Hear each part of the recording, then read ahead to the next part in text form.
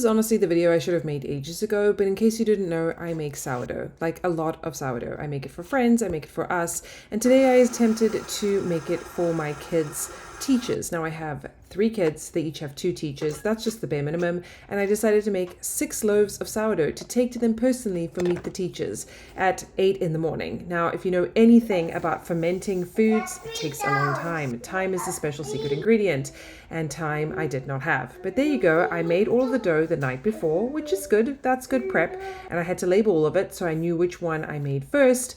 And then this is the next morning, 6 a.m. Honestly, I should have gotten up at 5 a.m. because this was an ambitious project.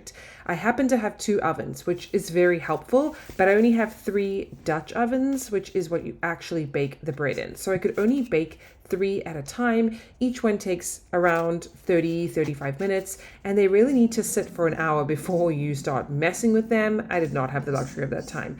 So I made all the dough the day before. I used really simple ingredients: my sourdough starter, bread flour, salt, and water. That is literally it. It's a very easy to make bread. There's no excuse not to.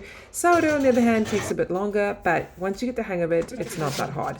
And then you put everything onto parchment paper. Once you have let it ferment and rise and done all the things, you need to cut it so that it bursts open in a controlled way, kind of like a surgeon cutting, honestly, in an operation. But this was where the assembly line got intense. I was taking bread in and out of the oven, lids on, lids off, because if you keep the lid off the whole time, then you burn the bread. If you keep the lid on the whole time, you don't get that nice crusty brown. It's a whole thing.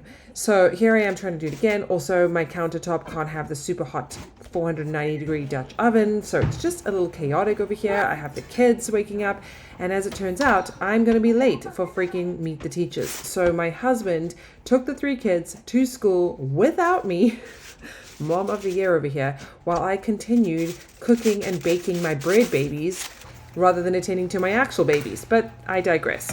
Here I am finally getting towards the tail end of bread number 5 or 6 at this point. I don't even know. There they are. They need to now cool for an hour. Can't speed that up either.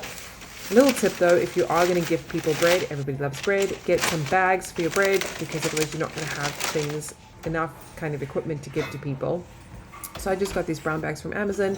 They come with a little sticker that says homemade. It's very cute. And this really seems to make people happy. So I'm happy about that. So there I am, putting the breads into their little bags, getting a little frustrated by the whole process. Know that I'm running late. It's an awful feeling. I wasn't that late in the end, but I was not on time. Let's just say that. Packed those babies up. I felt like I was working in a French bakery at this point. These ones just had come straight out of the oven, so they had to go on the floor of my car so that they could continue to cool while I drove and did Meet the Teachers.